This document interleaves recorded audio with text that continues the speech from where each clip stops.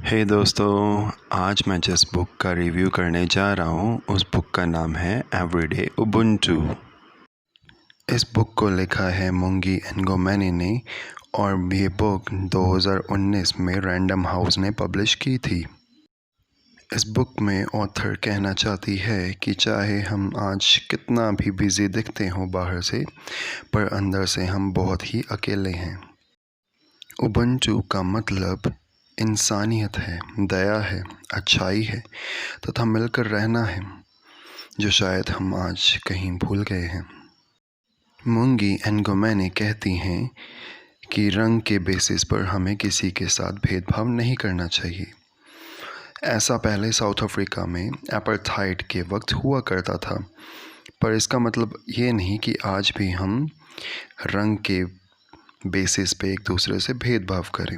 हमें मिलकर रहना चाहिए। मुंगी एंगोमेनी कहती हैं कि ये शिक्षा उनकी माता ने उनको बचपन में दी थी, जो आज तक उनके मन में है।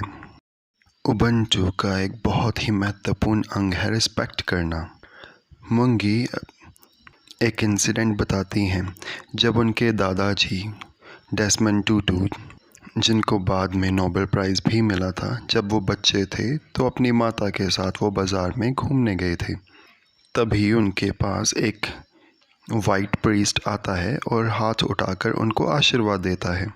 उससे पहले तक तो उनके साथ भेदभाव किया जाता था रंग के बेसिस पर एक प्रीस्ट के इतने ब्यूटीफुल जेस्चर की वजह से उनकी लाइफ बदल जाती है, उनका देखने का नज़रिया चेंज हो जाता है और शायद ये भी एक कारण है कि बाद में उनको नोबेल प्राइज़ भी मिलता है। डॉक्टर वेलरी ने एक बहुत ही महत्वपूर्ण स्टडी की है कि अगर बच्चे चाहे गरीब परिवार में भी पैदा हुए हों, पर उनके माता पिता उनको आशावादी, होपफुल रहना सिखाएं, तो वो बच्चे बड़े होकर अपनी लाइफ में बहुत ही ज़्यादा सक्सेसफुल होते हैं। और उबुंटू में भी यही सिखाया जाता है। उबुंटू कोई शब्द नहीं है, ये एक लाइफ है, लाइफ में जीने का एक तरीका है। ये अपने आप में ही एक परिपूर्ण मतलब है। मुंगी इस बुक में एक और घटना की बात करती हैं जिसमें इंग्रिड वॉन स्टाइन पर 4 लोग हमला कर देते हैं। बाद में उन चारों को जेल भेज दिया जाता है। इंग्रिड 10 साल तक उनके प्रति अपने मन में नफ़रत रखती है, पर एक दिन चर्च के एक प्रीस्ट उसको एक सलाह देते हैं कि ये जो नफ़रत है ये अपने मन में कब तक रखोगी, क्यों ना तुम उनमें से किसी को जाके जेल में मिलो।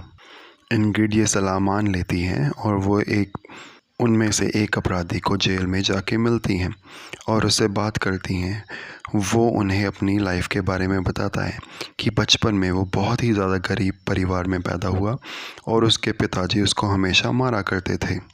वो अपनी लाइफ की अनगिनत घटनाओं के बारे में बताता है, जिससे वो बताने की कोशिश करता है कि मेरे अंदर जो नफ़रत है, जिसकी वजह से उसने इंग्रिड के ऊपर हमला किया था, ये बचपन से ही उसको विरासत में मिला था। वो क्षमा भी मांगता है।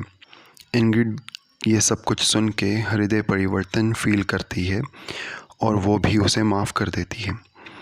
उबुंटू में ये भी बताया जाता है कि हम लाइफ में दूसरों को माफ़ कर देना चाहिए। हमें उनके प्रति पूरी उम्र ताउम्र अपने मन में नफ़रत नहीं रखनी चाहिए। माफ़ करने से मन से एक बहुत बड़ा बोझ हल्का हो जाता है। हमें सबको ये करने की कोशिश करनी चाहिए। आजकल हम सुनना कहीं भूल सा गए हैं। जब भी हमसे कोई बात करता है तो या तो हम फ़ोन पे या कुछ और ही सोचते रहते हैं, सामने वाले को पूरी अटेंशन नहीं देते। ये बहुत गलत है।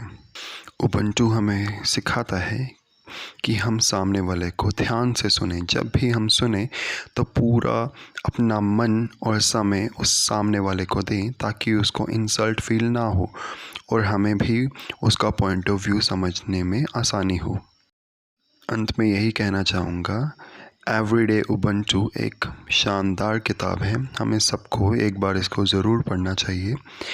इससे हमें सीख मिलती है कि सभी इंसान चाहे जैसे भी हैं बराबर हैं और हम सबको उन्हें बराबरी से ही ट्रीट करना चाहिए, भेदभाव नहीं करना चाहिए। धन्यवाद।